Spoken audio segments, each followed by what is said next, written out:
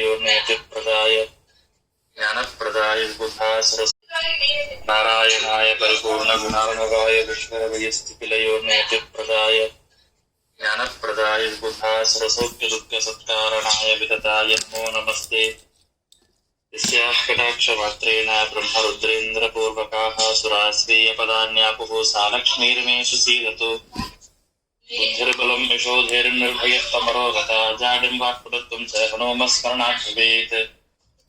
चित्रैः पदैश्च गम्भीरैः वाक्येवानेरकण्डितैः गुरुभावं व्यञ्जयन्ति भातिश्रीदेवीर्भवात्। प्रणमत्कामधेनुं च विजत्सुरतरोपमं श्रीभावबोधकत्पादचिन्तामणिमुपास्महे।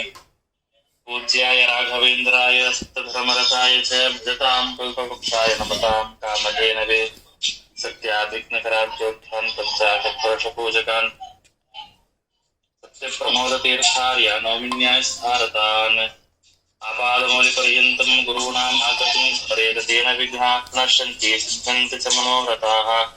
तैरहं सुखवत् सम्यक् शिक्षितोऽस्मि कृपालभिः श्रीमत्सत्यात्मतीर्थार्यान् वन्दे विद्यागुरुं मम। श्रीसत्यात्मतीर्थगुरुभ्यो नमः। हरिः ओम्।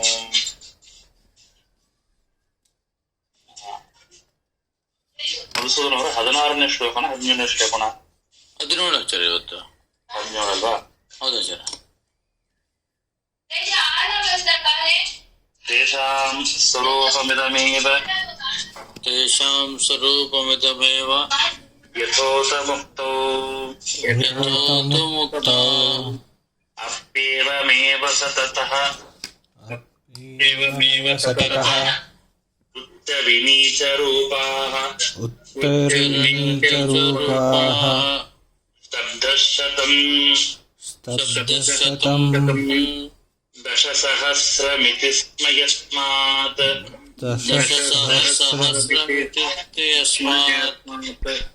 ತಸ್ಮಾತ್ ನಹೀನವಚನಾತ್ ತಥೋಗ್ರರೂಪಾಃ ಮಹಾಭಾರತ ತಾತ್ಪರ್ಯದ ಮೊದಲನೇ ಅಧ್ಯಾಯದ 17ನೇ ಶ್ಲೋಕ. ವೆಂಕಣ್ಣವರು ಅಂತ ಒಬ್ರು ಪಾಠಕ್ಕೆ ಇವತ್ತಿಂದ ಬಂದಿದ್ದಾರೆ. ಅವರು ಅನಂತಪುರದಲ್ಲಿ ಇರುವಂತಹ ಅವರು ಪಾಠಕ್ಕಿದ್ದಾರೆ. ಅವರು ಪ್ರಥಮಾಧ್ಯಾಯ ಮಹಾಭಾರತ ಪ್ರಥಮಾಧ್ಯಾಯ 17ನೇ ಶ್ಲೋಕ. ಇಲ್ಲಿಯವರೆಗೆ ಹಿಂದೆ ಅನೇಕ ವಿಚಾರಗಳನ್ನ ನಿನ್ನೆ ಎಲ್ಲ ತಿಳಿದಿದ್ದೇವೆ. ಬಹಳ ವಿಶೇಷವಾದಂತಹ ವಿಚಾರಗಳನ್ನ ಅಪರೂಪದ ವಿಚಾರ ತಿಳಿದು ಇವತ್ತು ತೇಷಾಂ ಸ್ವರೂಪಮಿದಮೇವ ಯಥೋತ ಮುಕ್ತೋಪ್ಯೇವಮೇವ ಸ್ಥಿತೋ ಉಚ್ಚ ವಿನೀಚ ರೂಪಾಃ, ಭಗವಂತನ ತಾರತಮ್ಯದ ಬಗ್ಗೆ ಹಿಂದೆ ಎಲ್ಲ ಹೇಳ್ತಾ ಏನನು ಸಂಸಾರಾವಸ್ಥಾಯ ಉಪಾಧಿ ವಿಚಿತ್ರ ತಾರತಮ್ಯಂ ಅಸ್ತು ಉಪಾಧಿನಾಶೇ ಮುಕ್ತೋ ತನ್ನಾಸ್ಥಿತಿ ಪ್ರಾಪ್ಯತೆ. ಇಲ್ಲಿ ಈ ತಾರತಮ್ಯ ಅಂತ ಅನ್ನೋದು ಕೇವಲ ಈ ದೇಹ ಇರೋ ತನಕ ಮಾತ್ರನೋ ಅಥವಾ ಮೋಕ್ಷದಲ್ಲಿಯೂ ಕೂಡ ಇದೇ ತಾರತಮ್ಯ ಇರುತ್ತೋ ಅಂತಂದ್ರೆ ಹೇಳ್ತಾರೆ ಈ ತಾರತಮ್ಯ ಅಂತ ದೇಹಕ್ಕಲ್ಲ. ಏನು ನಾವು ಜೀವರಲ್ಲಿ ತಾರತಮ್ಯ ನೋಡ್ತಾ ಇದೀವಿ, ಜೀವರಲ್ಲಿ ಇರ್ತಕ್ಕಂತಹ ತಾರತಮ್ಯ ತೇಷಾಂ ಸ್ವರೂಪವಿದಮೇವ ಅಂತ ಹೇಳ್ತಾರೆ. ಆ ಜೀವರ ಸ್ವರೂಪವೇ ಆಗಿದೆ. ಆ ಜೀವನ ಸ್ವರೂಪವೇ ಆಗೋದ್ರಿಂದಾಗಿ ಅವರಿಗೆ ಮೋಕ್ಷದಲ್ಲಿಯೂ ಕೂಡ ಮುಕ್ತಾವಪ್ಯೇವಮೇವ ಸತತಃ, ಮೋಕ್ಷದಲ್ಲಿಯೂ ಕೂಡ ಅವರಿಗೆ ಇದೇ ತಾರತಮ್ಯ ಅಂತ ಅನ್ನೋದು ಇರುತ್ತೆ ಎಂಬುದಾಗಿ ಹೇಳ್ತಾ ಇದ್ದಾರೆ. ಶಬ್ದಶತಂ ದಶಸಹಸ್ರ ಮಿತಿ ಸ್ಮ ಯಸ್ಮಾತ್. ಇಲ್ಲಿ ಶತ ಅಂತ ಶಬ್ದಕ್ಕೆ 10, 100, 1000 ಅಂತ ಹೀಗೆ ಅನೇಕ ಶ್ರುತಿಗಳು. ದಶಸಹಸ್ರ ಮಿತಿ ಸ್ಮ ಯಸ್ಮಾತ್ ತಸ್ಮಾನಹೀನ ವಚನೋ ತದೋಗ್ರ ರೂಪಾಃ. ಅನೇಕ ಅರ್ಥಗಳು ಈ ಶ್ರುತಿ ಹೇಳ್ತಾ ಇರೋದ್ರಿಂದಾಗಿ ಕಡಿಮೆಯಾದ ಗುಣಗಳಂತೂ ಸರ್ವತಾ ಶ್ರುತಿಗಳು ಹೇಳೋದಿಲ್ಲ. ನಿನ್ನೆ ದಿವಸ ನಾನು ಹೇಳಿದಂತೆ ಶತ ಅಂತ ಶಬ್ದಕ್ಕೆ 100 ಅಂತ ಅರ್ಥ, 10 ಅಂತ ಅರ್ಥ, 15 ಅಂತ ಅರ್ಥ, 1000 ಅಂತೂ ಅರ್ಥ. ಶತಾಂತನ ಶಬ್ದಕ್ಕೆ ಕೇವಲ 100 ಅಂತ ಮಾತ್ರ ಅರ್ಥ ಮಾಡ್ಕೊಳ್ಬೇಡ್ರಿ. ಶತಾಂತನ ಶಬ್ದಕ್ಕೆ 100, 200, 1000 ಅಂತೂ ಅರ್ಥವಾಗತ್ತೆ. ಏನು ಇದು ಶ್ಲೋಕದ ಸಮರಿ. ಏನ್ ಹೇಳಿಕೊಟ್ಟಿದ್ದಾರೆ ಅಂದರೆ, ಈಗ ತಾರತಮ್ಯವನ್ನ ಹಿಂದೆ ಹೇಳಿದ್ರು. ಯಾರ ಬಿಂಬ, ಯಾರಿಗೆ ಯಾರ ಪ್ರತಿಬಿಂಬ ಅಂತನ್ನುವಂತ ವಿಚಾರವನ್ನು ಹೇಳ್ತಾ ತಾರತಮ್ಯವನ್ನು ಹೇಳುವಾಗ, ಹಾಗಾದ್ರೆ ಈ ತಾರತಮ್ಯ ಅಂತ ಅನ್ನೋದು ಮಾನವರಲ್ಲಿ, ಜೀವರಾಶಿಗಳಲ್ಲಿ ಇದು ಕೇವಲ ಈ ಭೂಲೋಕದಲ್ಲಿ ಇರೋವರೆಗೆ ಅಥವಾ ಸ್ವರ್ಗಲೋಕದಲ್ಲಿ ಇರೋವರೆಗೆ, ಮೋಕ್ಷಕ್ಕೆ ಹೋದ್ರೆ ಎಲ್ಲಾ ತಾರತಮ್ಯ ಹೋಯ್ತು, ಎಲ್ಲರೂ ಕೂಡ ಒಂದೇ ಅನ್ನುವಂತ ಅರ್ಥವಿಲ್ಲ. ಏನ್ ತಾರತಮ್ಯ ಇದೆ, ಇದು ಜೀವರ ಸ್ವರೂಪವಾಗಿದೆ. ಈ ಜೀವ ತಾನು ಭೂಮಿಯಲ್ಲಿ ಇದ್ರೂ ಇದೇ ತಾರತಮ್ಯವನ್ನ ಪಾಲನೆ ಮಾಡಬೇಕು. ಭೂಮಿಯಿಂದ ತಾನು ಮುಂದೆ ಬೇರೆ ಲೋಕಕ್ಕೆ ಹೋದಾಗಲೂ ಕೂಡ ಅಲ್ಲಿ ಕೂಡ ಅವನು ಈ ತಾರತಮ್ಯವನ್ನೇ ಪಾಲನೆ ಮಾಡಬೇಕು.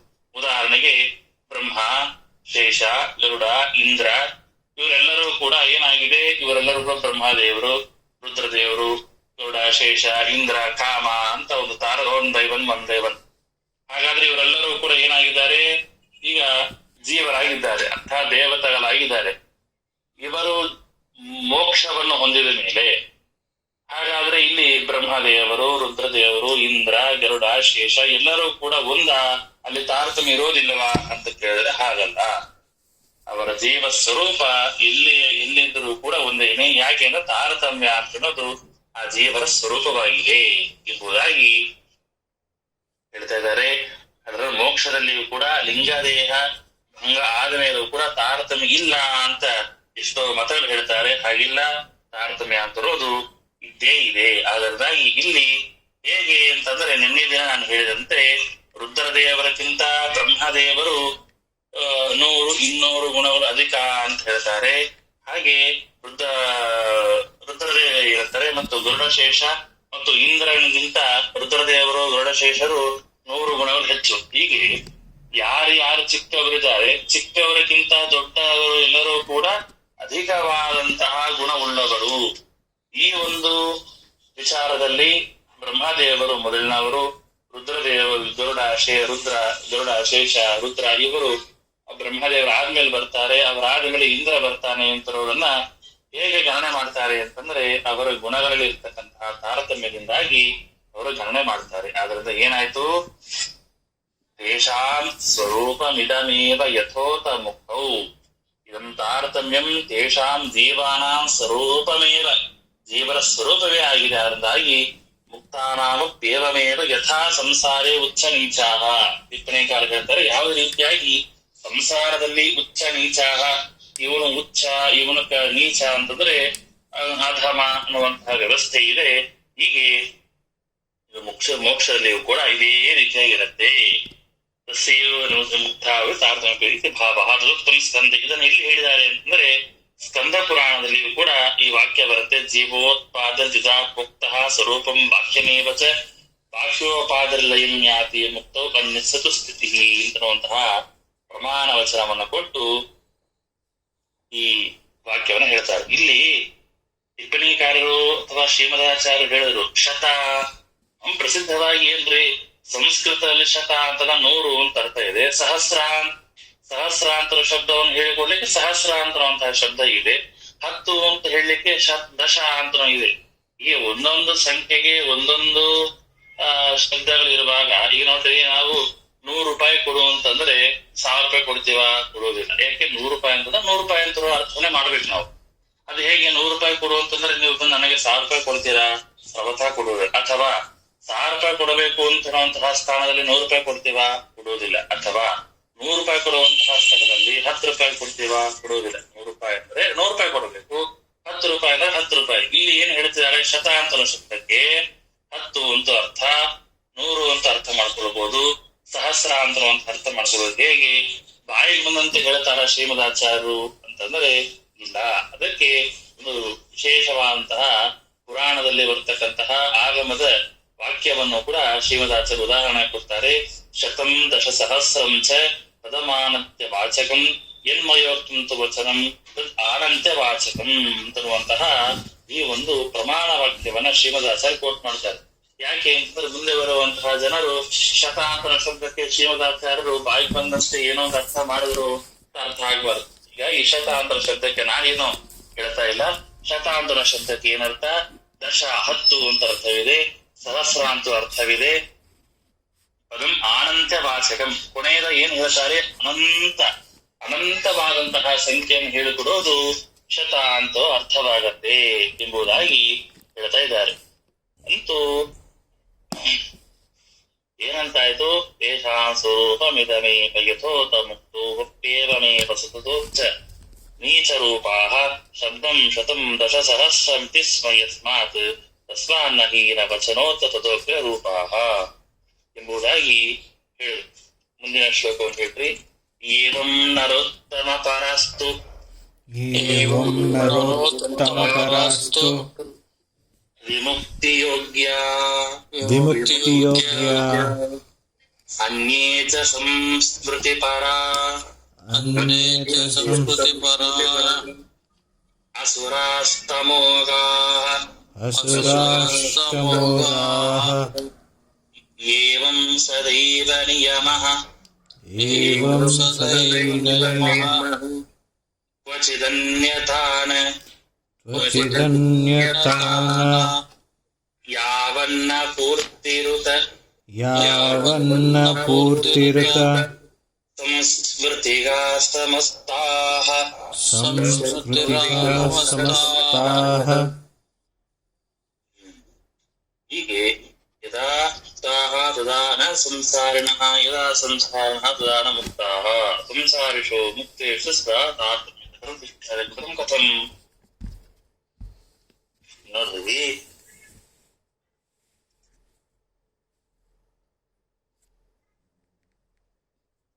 ಇಲ್ಲಿ ಏವಂ ಏವಂ ಏಷಾ ಏವಂ ಕೇಶಾಚಿನ್ಮುಕ್ತೋ ಸತ್ಯಾಮಪಿ ಅನ್ಯೇ ನರೋತ್ತಮಪರಾಃ ನರೋತ್ತಮಃ ವಾಯುಃ. ಇಲ್ಲಿ ಏವಂ ನರೋತ್ತಮ ಅಂದ್ರೆ ಯಾರು ಅಂತಂದ್ರೆ ಹೇಳ್ತಾರೆ, ನರಾನಾಂ ಉತ್ತಮಃ ನರೋತ್ತಮಃ ಯಾರು? ವಾಯುವು. ವಾಯುದೇವರು ನರಲ್ಲಿ ಉತ್ತಮ ಅಂತ. ಪರಃ ಅಂತ ಶಬ್ದದಿಂದಾಗಿ ಮುಖ್ಯ ತೇಷಾಂ ತೇ ನರೋತ್ತಮಃ ಮನುಷ್ಯೋತ್ತಮಃ. ನರೋತ್ತಮ ಪರಃ ಅಂತಂದ್ರೆ ಯಾರು? ನರರಲ್ಲಿ ಉತ್ತಮರಾದ ವಾಯುದೇವರು. ಅವರು ಎಲ್ಲ ಮನುಷ್ಯೋತ್ತಮರಾದಂತಹ ಎಲ್ಲರೂ ಇದ್ದಾರೆ. ನರೋತ್ತಮ ಪರ ಇದು ಪದ. ಹೀಗೆ ಏನ್ ಹೇಳಿಕೊಟ್ಟ? ಬ್ರಹ್ಮಾದಿ ಎಲ್ಲ ಜೀವರಾಶಿಗಳು ಮನುಷ್ಯೋತ್ತಮರೆಲ್ಲರೂ ಕೂಡ ದೇವರು ಮುಕ್ತಿಯೋಗ್ಯರು.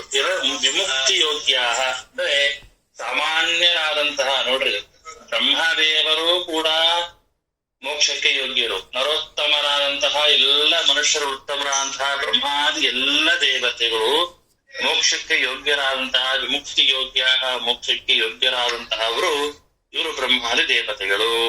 ಅನ್ಯೇಚ ಸಂಸ್ಮೃತಿ ಪರಾಹ ಅಸುರಾಸ್ತಮೋಗಾಹ. ಅನ್ಯೇಚ ಸಂಸ್ಮೃತಿ ಪರಾಹ, ಮೊದಲ ಬ್ರಹ್ಮದೇವರನ್ನು ಬಿಟ್ಟು ಇನ್ನ ಬೇರೆ ಯಾರಿದ್ದಾರೆ ಅವರು ಮಧ್ಯಮರು ಅಂತ ಹೇಳ್ತಾ ಇದ್ದಾರೆ. ಉತ್ತಮರು ಮಧ್ಯಮರು ಅಧಮರು ಅಂತ ಹೇಳಿದಾಗ ಉತ್ತಮರು ಯಾರು? ಬ್ರಹ್ಮಾದಿ ದೇವತೆಗಳು. ಮಧ್ಯಮರು ಯಾರು ಅಂತಂದ್ರೆ ಮಧ್ಯಮ ಮನುಷ್ಯರು. ಇನ್ನ ಅಸುರಾಸ್ತಮೋಗಾಹ ಸಂಸ್ಮೃತಿ ಪರಾಹ ಅಂತಿದೆಲ್ಲ. ಸಂಸ್ಮೃತಿ ಪರಾಹ ಅಂತ ಶಬ್ದಕ್ಕೆ ಏನರ್ಥ? ಸಂಸಾರದಲ್ಲಿ ಇರುವಂತಹ ಮಧ್ಯಮ ಜೀವರಾಶಿಗಳು ಅಂತ ಅರ್ಥ. ಸಂಸ್ಮೃತಿ ಪರಾಹ ಅಂತಂದ್ರೆ ಸಂಸ್ಮೃತಾವೇವ ಪರಾಹ ಆಸಕ್ತಾಹ ಮನುಷ್ಯಾಧಮಾಹ ಅಂತ. ತಮೋಗಾಹ ಅಂತಂದ್ರೆ ಅಂಧಂತಮಃ ಗಂತುಂ ಯೋಗ್ಯಾಹ ಅಸುರಾಹ. ಅಂಧಂತಮಸ್ಸಿಗೆ ಹೋಗ್ಲಿಕ್ಕೆ ಯೋಗ್ಯರಾದಂತಹ ವ್ಯಕ್ತಿಗಳು ಯಾರು? ಅಸುರರು, ಕಲಿಯೇ ಮೊದಲಾದಂತಹ ರಾಕ್ಷಸರು, ಇವರು ಅಧಮರು. ನೋಡ್ರಿ, ಏವಂ ನರೋತ್ತಮ ಪರಾಸ್ತಿ ವಿಮುಕ್ತಿ ಯೋಗ್ಯಾಹ ಅನ್ಯೇ ಚ ಸಂಸ್ಮೃತಿ ಪರ ಅಸುರಾಸ್ತಮೋಗಾಹ. ನರೋತ್ತಮರಾದಂತಹ ಬ್ರಹ್ಮಾದಿ ದೇವತೆಗಳು ಮೋಕ್ಷಕ್ಕೆ ಯೋಗ್ಯರಾದವರು. ಅವರಿಂದ ಭಿನ್ನರಾದಂತಹ ಸಂಸಾರದಲ್ಲಿರ್ತಕ್ಕಂತಹ ಈ ಯಾವ ಮಧ್ಯಮ ಜೀವರಾಶಿಗಳು ಅವರು ಮೋಕ್ಷಕ್ಕೆ ಯೋಗ್ಯರಾದವರಲ್ಲ. ಅಸುರಾಸ್ತಮೋಗಾಹ, ಅಂತಹ ಅಸುರರು ಎಲ್ಲರೂ ಕೂಡ ಅಂಧನ್ ತಮಸ್ಸಿಗೆ ಯೋಗ್ಯರಾದವರು ಎಂಬುದಾಗಿ ಹೇಳ್ತಾ ಇದ್ದಾರೆ. ಈ ಹೇಳ್ತಾ ಏವಂ ಸದೈವ ನಿಯಮಃ ಕ್ವಚಿದನ್ಯತಾನ. ಹೀಗೆ ಈ ಯಾವ ಜೀವನ ತಾರತಮ್ಯ ಅಂತ ಅನ್ನೋದಿದೆ, ಏವಂ ಸದೈವ ನಿಯಮ, ಈ ನಿಯಮ ಅಂತ ಅನ್ನೋದು ಸದೈವ ಯಾವಾಗೂ ಈ ತಾರತಮ್ಯ ಅಂತ ಅನ್ನೋದು ದೇವತೆಗಳಲ್ಲಿ ಉತ್ತಮರಾದವರಲ್ಲಿ, ಮಧ್ಯಮರಾದವರಲ್ಲಿ, ಅಧಮರಾದವರಲ್ಲಿ ಯಾವಾಗೂ ಇದ್ದೇ ಇರುತ್ತೆ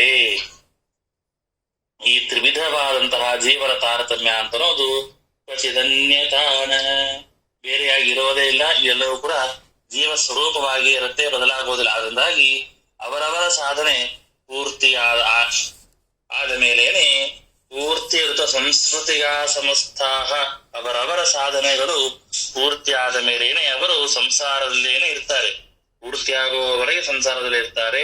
ಯಾವನ್ನ ಪೂರ್ತಿ ಋತ ಸಂಸ್ಕೃತಿಗ, ಯಾವತ್ ಎಲ್ಲಿಯವರೆಗೆ ಅವು ಸಂಸಾರದ ತಾಪತ್ರಯ ಮುಗಿಯೋದಿಲ್ಲ ಅಲ್ಲಿಯವರೆಗೆ ಅವರು ಅಲ್ಲೇನೆ ಸಂಸಾರದಲ್ಲೇನೆ ಬಿದ್ದಿರುತ್ತಾರೆ ಎಂಬುದಾಗಿ ಹೇಳ್ತಾರೆ. ಏವಂ ನಿಯಮ ಸದೈವ ಕ್ವಚಿದನ್ಯತಾ ನ ಭಾವಿತ ಇದು ನರೋತ್ತಮಾಂತಾಃ ಮುಕ್ತಿಯೋಗ್ಯಾಃ ಅಸುರಾಃ ತಮೋಗಾಃ ತರ್ಹಿತ ಇದಾನೀಂ ನ ಉಪಲಬ್ಧೇರನ್ ಯಾವತ್ ಪೂರ್ತಿ ಸಾಧನಸ್ಯ ವಿಶೇಷಃ. ಅವರ ಸಾಧನೆ ಎಲ್ಲಿಯವರೆಗೆ ಪೂರ್ತಿ ಆಗಿರೋದಿಲ್ಲ ಅಲ್ಲಿಯವರೆಗೆ ಅವರು ಸಂಸಾರದಲ್ಲಿ ಇರ್ತಾರೆ ಎಂಬುದಾಗಿ ಹೇಳ್ತಾ ಇದ್ದಾರೆ. ಅಭಾವಿತ ತಾವತ್ ಸಮಸ್ತಾಃ ಮೋಕ್ಷತಮೋ ಯೋಗ್ಯಾಃ ಸಮಸ್ತಾಃ ಸಂಸಾರಸ್ಯ ಸಂಸ್ಕೃತಾಃ ಭವಂತಿ. ಆದ್ರಿಂದಾಗಿ ಈ ನಿಯಮ ಉತ್ತಮರಾದವರು ಮೋಕ್ಷಕ್ಕೆ ಯೋಗ್ಯರು, ಮಧ್ಯರಾದವರು ನಿತ್ಯ ಸಂಸಾರಿಗಳು, ಅಧಮರು ತಮೋಯೋಗ್ಯರು ಅಂತ ಈ ಒಂದು ತಾರತಮ್ಯದ ನಿಯಮ. ಈ ತಾರತಮ್ಯದಿಂದ ದೇವತೆಗಳ ತಾರತಮ್ಯ ಯಾವ ರೀತಿಯಾಗಿ ಈ ಮೂರು ವಿಧವಾಗಿದೆಯೋ ಹಾಗೆ ಜೀವ ಸ್ವರೂಪವು ಕೂಡ ಮೂರು ವಿಧವಾಗಿದೆ ಎಂಬುದಾಗಿ ಹೇಳ್ತಾ ಇದ್ದಾರೆ. ಅದರಿಂದಾಗಿ ಈ ತಾರತಮ್ಯ ಅಂತನ್ನೋದು ಈ ಮೋಕ್ಷ, ಸಂಸಾರ, ಅಂಧಂತಮಸ್ಸು ಈ ತಾರತಮ್ಯವು ಶಾಶ್ವತವಾಗಿ ಹೀಗೆ ಇರುತ್ತೆ. ಮತ್ತು ನಾವು ಹೇಳುವಂತಹ ಸಾಮಾನ್ಯ ತಾರತಮ್ಯ ಇವರಾದ ಮೇಲೆ ಇವರು, ಇವರಾದ ಮೇಲೆ ಇರುವಂತಹ ತಾರತಮ್ಯವು ಕೂಡ ಜೀವ ಸ್ವರೂಪವೇ ಆಗಿದೆ. ಎಲ್ಲೂ ಹೋದರೂ ಕೂಡ ಅದು ಬದಲಾವಣೆ ಆಗೋದಿಲ್ಲ. ಅರ್ಥವಾಯ್ತಾ? ಅರ್ಥ ಏನಂತ ಹೇಳ್ತಾರೆ. ಆಯ್ತಾಯ್ತಾರೆ. ಜಯರಾಮ್ ಅವ್ರು ಹೇಳಿ ಏನು ಹೇಳಿಕೊಳ್ತಾರೆ ಶ್ಲೋಕದಲ್ಲಿ. ಇದರಲ್ಲಿ ತಾರತಮ್ಯ ಅಂದ್ರೆ ಹೇಗೆ ತಾರತಮ್ಯ ಬರುತ್ತೆ ಅಂತ ಈ ಶ್ಲೋಕದಲ್ಲಿ ಹೇಳಿದ್ದಾರೆ. ಅದರಲ್ಲಿ ಹೇಳ್ಬೇಕಂದ್ರೆ ಉತ್ತಮರು ಅವರ ಮುಕ್ತಿಗೆ ಯೋಗ್ಯರು, ಮಧ್ಯಮರು ಸಂಸಾರಿಗಳು, ಹಾಗೆ ಅವರವರ ಯೋಗ್ಯತೆ ತಾರತಮ್ಯವಾಗಿ ಅವರಿಗೆ ಅಧಮರಿಗೆ ಅಂಧಂತಮಸ್ಸೆ ಆಗುತ್ತೆ. ತಮೋ ಯೋಗ್ಯ ಅಂಧಂತಮಸ್ಸೆ ಯೋಗ್ಯರಾದಂತಹ ಅಸುರಾಹ ತಮೋಗಾಹ ಅಂದ್ರೆ ಅಸುರರು ಅಂದ್ರೆ ಕಲಿಯ ಮೊದಲಾದಂತಹ ಅಸುರರು, ತಮೋಗಾಹ ಅಂದ್ರೆ ಅಂಧಂತಮಸ್ಸಿಗೆ ಅವರು ಹೋಗ್ತಾರೆ. ಅವ್ರು ಮತ್ತೆ ಮರಳಿ ಮತ್ತೆ ಸಂಸಾರಕ್ಕೂ ಬರಲ್ಲ, ಮೋಕ್ಷಕ್ಕೂ ಹೋಗೋದಂದ್ರೆ ದೂರತೋಪಾಸ. ಅಂಧಂತಮಸ್ಸಿಗೆ ಹೋದ ಮತ್ತೆ ರಿಟರ್ನ್ ಇಲ್ಲ. ಸರಿ, ಹಾಗಾದ್ರೆ ಈ ನಿಯಮಾಂತರ ಎಲ್ಲಿಯವರೆಗೆ? ಸರ್ವಕಾಲಿಕ ಅಲ್ಲಿವರೆಗೆ ಅವರು ಆಗಿದಾರಲ್ಲ, ಹಾಗಾಗಿ ಎಲ್ಲಿವರೆಗೆ ಇರ್ತಾರೋ ಅಲ್ಲಿವರೆಗೆ ಅದು ನಿಯಮ ಇದೆ. ಮುಂದಿನ ಶ್ಲೋಕ. ಪೂರ್ತಿಶ್ಚ ನೈವ ನಿಯಮಾತ್ ನಿಯಮಾತ್ ಭವಿತಾ ಹಿ ಯಸ್ಮಾತ್ ತಸ್ಮಾತ್ ಸಮಾಪ್ತಿಮಪಿ ಯಾಂತಿ ನ ಜೀವ ಸಂಘಾಃ ಆನಂತ್ಯಮೇವ ಗಣಶೋಸ್ತಿ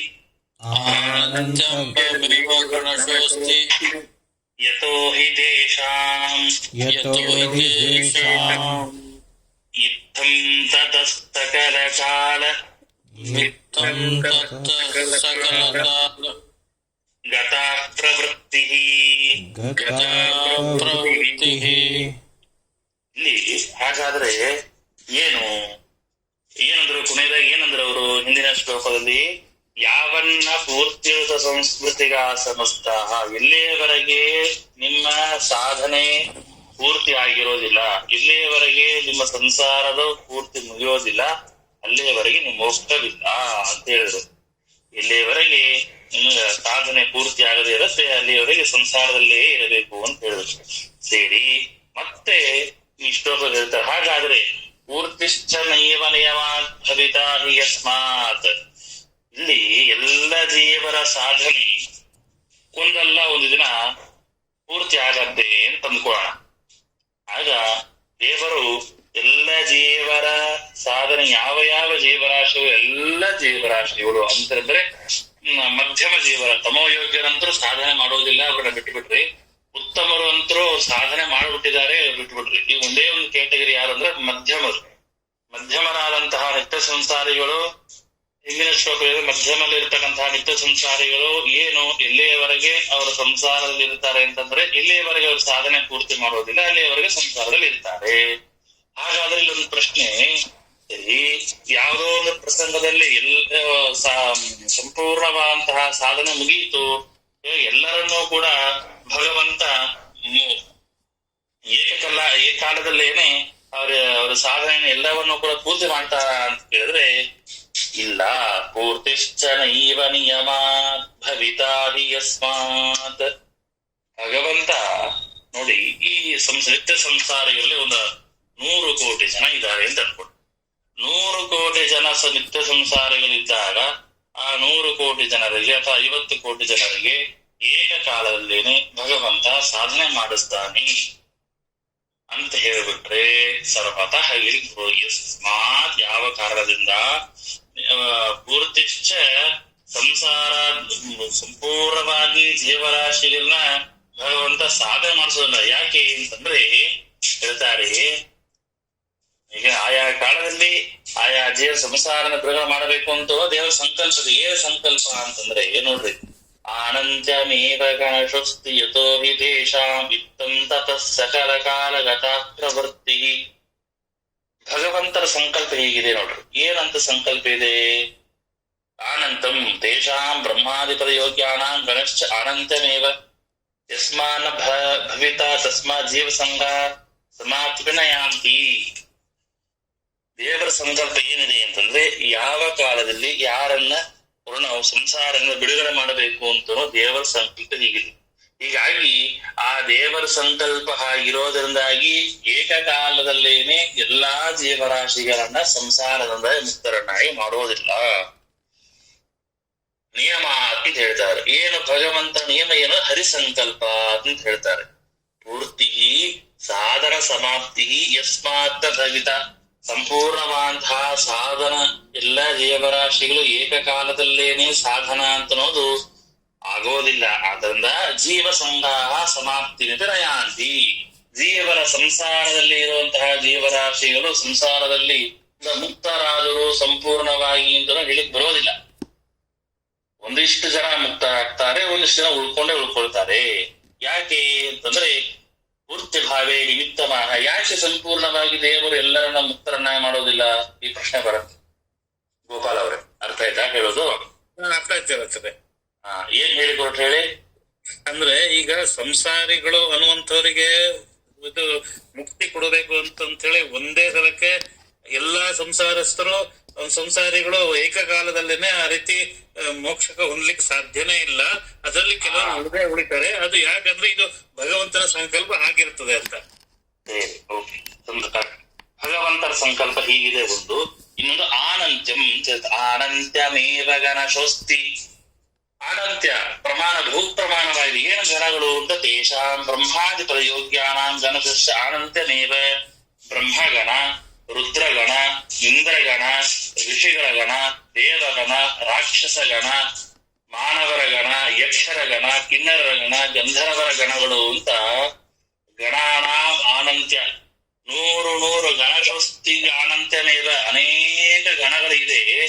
ಈ ಅನೇಕ ಗಣಗಳಿದ್ದಾಗ ಎಲ್ಲರನ್ನೂ ಕೂಡ ಏಕಕಾಲದಲ್ಲೇನೆ ನಾವು ಹೇಗೆ ಭಗವಂತ ಮುಕ್ತರನ್ನ ಮಾಡಲಿಕ್ಕೆ ಸಾಧ್ಯ?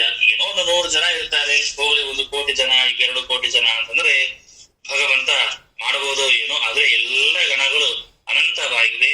ಹೀಗಾಗಿ ಅವರಿಗಾಗಿ ಭಗವಂತನ ಸೃಷ್ಟಿ ಕಾರ್ಯ ಎಲ್ಲ ಕಾಲದಲ್ಲಿ ಕೂಡ ಇದ್ದೇ ಇರುತ್ತೆ. ತೇಷಾಂ ಇತ್ತಂ ತತಃ ಸಕಲ ಕಾಲಗತ ಪ್ರವೃತ್ತಿ. ಅನೇಕ ಗಣಗಳಿವೆ. ಅನೇಕ ಗಣಗಳಿರೋದ್ರಿಂದಾಗಿ ಯತೋ ಹಿ ತೇಷಾಂ ಇತ್ತಂ, ಈ ರೀತಿಯಾಗಿ ಒಂದು ವ್ಯವಸ್ಥೆ ಇರೋದ್ರಿಂದಾಗಿ ಸಕಲ ಕಾಲಗತ ಪ್ರವೃತ್ತಿ ಅಂತಂದ್ರೆ ಏನು? ಈ ಜಗತ್ತಿನ ಸೃಷ್ಟಿ ಸ್ಥಿತಿ ಲಯ ಅಂತನ್ನುವಂತಹ ಏನು ಸೈಕಲ್ ಇದೆ, ಇದು ರೀಸೈಕಲ್ ಆಗ್ತಾನೇ ಇರುತ್ತೆ. ಒಂದು ವೇಳೆ ಸಂಪೂರ್ಣವಾದಂತಹ ಎಲ್ಲ ಗಣಗಳು, ಎಲ್ಲ ಜೀವರಾಶಿಗಳು, ಮಧ್ಯಮ ಜೀವರಾಶಿಗಳನ್ನ ಭಗವಂತ ಏಕಕಾಲದಲ್ಲೇನೆ ಮುಕ್ತರನ್ನ ಮಾಡಿಬಿಟ್ಟ ಅಂತಂದ್ರೆ ಆಗ ಹೇಳ್ತಾರೆ ಸೃಷ್ಟಿ ಆದ್ರೂ ಹೇಗೆ ಮಾಡುವುದು, ಸೃಷ್ಟಿ ಹೇಗೆ ಮಾಡ್ಲಿಕ್ಕೆ ಸಾಧ್ಯ? ಸೃಷ್ಟಿ ಅಂತ ಅನ್ನೋದು ಸರ್ವತ ಆಗದೆ ಹೋಗಬೇಕಾಗತ್ತೆ. ಯಾರಿಗಾಗಿ ಸೃಷ್ಟಿ ಮಾಡ್ಬೇಕು ಹೇಳಿ? ಸಂಸಾರದಲ್ಲೇ ಜೀವರೇ ಇಲ್ಲ ಅಂತಾದರೆ ಯಾರನ್ನ ಸೃಷ್ಟಿ ಮಾಡಬೇಕು ಭಗವಂತ? ಸೃಷ್ಟಿ ಮಾಡೋದಿಲ್ಲ ಅಂತಂದ್ರೆ ಎಲ್ಲ ಸೃಷ್ಟಿ ನಿಂತು ಹೋಯ್ತು ಅಂತಾದ್ರೆ, ಆ ಯಾವ ಸೃಷ್ಟಿಯ ಇಲ್ಲ ಅಂತಾದ್ರೆ ಆ ಸೃಷ್ಟಿಯಾದ ಹೇಳಿಕೊಡುವಂತಹ ಯಾವ ವೇದಗಳಿವೆ ಆ ವೇದಗಳು ಏನಂತ ಹೇಳ್ಬೇಕು? ವೇದಗಳು ಏನು ಹೇಳುತ್ತೆ?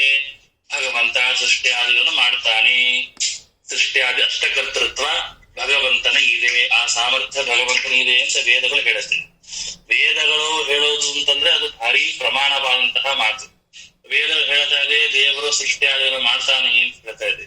ದೇವರು ಈಗಾದ್ರೂ ದೇವರು ಎಲ್ಲ ಜೀವರಾಶಿ ಮುಕ್ತರನ್ನ ಮಾಡ್ಬಿಟ್ರೆ ಯಾರು ಇರೋದೇ ಇಲ್ಲ, ಸಂಸಾರಕ್ಕೆ ಬರೋರು ನಿಲ್ಲು, ಬ್ಯಾಲೆನ್ಸ್ ನಿಲ್ಲ ಆಗ್ಬಿಡತ್ತೆ. ಹಾಗೆ ಮತ್ತೆ ಭಗವಂತ ಯಾರಿಗೋಸ್ಕರ ಸೃಷ್ಟಿ ಮಾಡಬೇಕು? ಜೀವರೇ ಇಲ್ಲ ಅಂತಂದ ಮೇಲೆ ಮತ್ತೆ ವೇದ ಹೇಳಿರ್ತಕ್ಕಂತಹ ಮಾತು ಅಪ್ರಮಾಣ ಅಂತ ಆಗಬೇಕಾಗತ್ತೆ. ಎಲ್ಲ ಅವರ ಗಣಗಳು ರುಜುಗಣ, ರುದ್ರಗಣ, ಇಂದ್ರಗಣ ಅಂತ ಅನೇಕ ಮುಕ್ತಯೋಗ್ಯ ಗಣಗಳು, ನಿತ್ಯ ಸಂಸಾರಿ, ಹೀಗೆ ತಮೋಯೋಗಿ ಗಣಗಳು ಅನಂತ ಇದೆ. ಹೀಗೆ ಎಲ್ಲ ಜೀವರಾಶ ಅನಂತ ಇರೋದಕ್ಕಾಗಿ ಇಲ್ಲಿ ಒಂದೇ ಪ್ರಕಾರವಾಗಿ ಭಗವಂತ ಎಲ್ಲರನ್ನೂ ಕೂಡ ಮುಕ್ತರನ್ನಾಗಿ ಮಾಡೋದಿಲ್ಲ. ಬಹಳ ಸ್ವಲ್ಪ ಒಳ್ಳೆಯ ವಿಚಾರ ಇದೆ ನೋಡ್ರಿ ಮಧುಸೂದನ್ ಅವರೇ. ಈಗ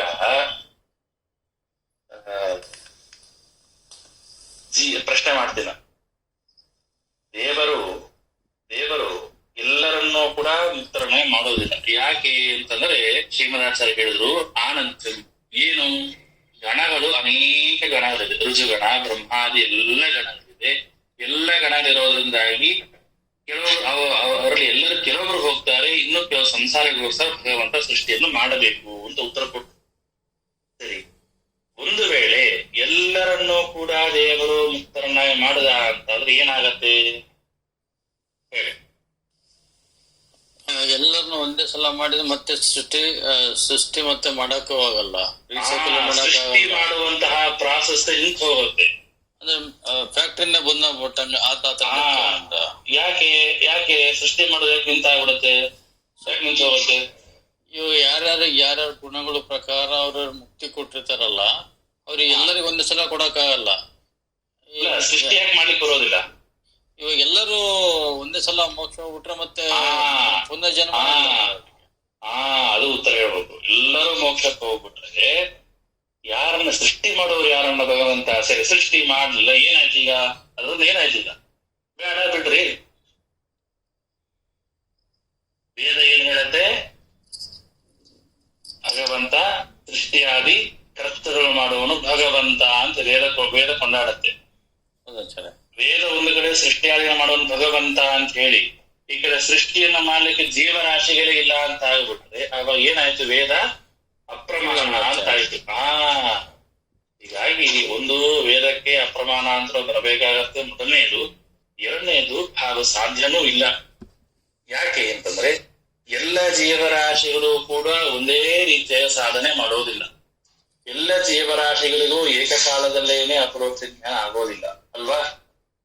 ಒಬ್ರು 100 ಗಾಯತ್ರಿ ಜಪ ಮಾಡ್ತಾರೆ, ಒಬ್ರು 10 ಗಾಯತ್ರಿ ಜಪ ಮಾಡ್ತಾರೆ, ಒಬ್ರು ಸಂಧ್ಯಾವಂದನೆ ಮಾಡೋದಿಲ್ಲ, ಒಬ್ಬರಿನ ಉಪನಯನ ಆಗಿರೋದಿಲ್ಲ, ಹೀಗೆ ಮಾಡ್ಕೊಂಡಿರೋದಿಲ್ಲ. ಹೀಗೆ ಅವರವರ ಕರ್ಮಗಳ ಅನುಸಾರವಾಗಿ ಅವರಿಗೆ ಆಯಾ ಲೋಕಗಳು ಪ್ರಾಪ್ತವಾಗತ್ತೆ. ಇದು ಭಗವಂತರ ಸಂಕಲ್ಪ. ಈಗ ಆಚಾರ್ಯ ಪ್ರಳಯ ಆದ್ಮೇಲೆ ಮತ್ತೆ ಹೆಂಗಿರುತ್ತೆ? ಮತ್ತೆ ಪ್ರಳಯ ಅಂದ್ರೆ ಈ ಸೃಷ್ಟಿ ಮಾಡ್ಲೇಬೇಕಲ್ಲ ಆಮೇಲೆ? ಹೌದು ಹೌದು ಹೌದು, ಅದನ್ನ ಲಯ, ಅದು ಲಯ ಮತ್ತೆ ಸೃಷ್ಟಿ ಮತ್ತೆ ಸ್ಥಿತಿ ಮತ್ತೆ ಲಯ. ಇದು ಎಂಡೇ ಇಲ್ಲ ಅಂತ ಹೇಳ್ತಾ ಇದ್ದಾರೆ. ಯಾವಾಗ ಮುಗಿಯುತ್ತೆ? ಸರ್ವಥಾ ಮುಗಿಯೋದಿಲ್ಲ. ಯಾಕೆ ಮುಗಿಯಲ್ಲ? ದೇವರ ಸಂಕಲ್ಪ. ಯಾಕೆ ಮುಗಿಯೋದಿಲ್ಲ? ವೇದಗಳು ಹಾಗೆ ಹೇಳಿದೆ. ಇದೇ ನಿಯಮ. ಇವತ್ತಾದ್ರೂ ಒಂದು ಕಡೆ ಫುಲ್ ಸ್ಟಾಪ್ ಇಟ್ಟು ಇಲ್ಲಿಗೆ ಮುಗೀತು, ಇನ್ನ ಭೂಲೋಕದಲ್ಲಿ ಒಬ್ಬ ಜೀವನ ಹುಟ್ಟೋದಿಲ್ಲ ಅಂತ ಸರ್ವಥಾ ಇಲ್ಲ. ಹುಟ್ಟೇ ಹುಡ್ತಾನೆ. ಅದನ್ನ ಹೇಳಿದ ನಾನು. ಈಗ ನಾವು ಪಾಠದಲ್ಲಿ 6 ಜನ ಇದ್ದೀವಿ, 5 ಜನ ಇದ್ದೀವಿ. 5 ಜನರಲ್ಲಿ ಒಬ್ಬರಿಗೆ ಅವರವರ ತಾರತಮ್ಯ ಜ್ಞಾನ ಮೂಲಕ ಅರ್ಥವಾಗತ್ತೆ. ಇದ್ರಲ್ಲಿ 5 ಜನ ಇದೆ, 5 ಜನ ಏಕಕಾಲದಲ್ಲಿ ಸಂಧ್ಯಾ ವಂದನೆ ಮಾಡ್ತೀರಾ? ಇಲ್ಲ. ಏಕಕಾಲದಲ್ಲಿ ಒಂದೇ ಜಪ ಮಾಡ್ತೀರಾ? ಇಲ್ಲ. ಇಲ್ಲ. ಹೀಗಾಗಿ 5 ಜನರಲ್ಲೇನು ಏನು ಬಂತು? ವ್ಯತ್ಯಾಸ, ಕರ್ಮದಲ್ಲಿ ವ್ಯತ್ಯಾಸ ಬಂತು. ಹೀಗಾಗಿ ಇವೆಲ್ಲ ಬಹಳ ಸೂಕ್ಷ್ಮದ ವಿಚಾರ. ಈಗ ನನಗೆ ಸ್ವಲ್ಪ ಸಾವಕಾಶ ಪ್ರವಚನದ ರೀತಿಯಲ್ಲಿ ಮಾಡ್ಕೊಂಡು ಹೋದ್ರೆ ಅದು ಪ್ರವಚನಕ್ಕೆ ಬೇರೆ ಸಮಯ ಇರುತ್ತೆ. ಇದು ಪಾಠದ ರೀತಿ ಆದಾಗ ನಾವು ಪಾಠ ತರ ಹೇಳ್ತಾ ಇದ್ದೇವೆ, ಸಂಪೂರ್ಣವಾಗಿ ತಿಳಿಯಿರಿ ಅಂತ. ಮುಂದಿನ ಶ್ಲೋಕ. ಏತೈ ಸುರಾಧಿಭಿರತಿ ಪ್ರತಿಭಾ ಏತೈ ಸುರಾಧಿಭಿಃ ಅತಿ ಪ್ರತಿಭಾದಿಯುಕ್ತೈಃ ಯುಕ್ತೈಸ್ತಹೈವ ಸತತಂ ಪ್ರವಿಚಿಂತಯದ್ವಿಃ ಪೂರ್ತೇರಚಿಂತ್ಯ ಮಹಿಮಃ ಪರಮಃ ಪರಾತ್ಮಾ ನಾರಾಯಣೋಸ್ಯ ಗುಣ ವಿಸ್ತೃತಿ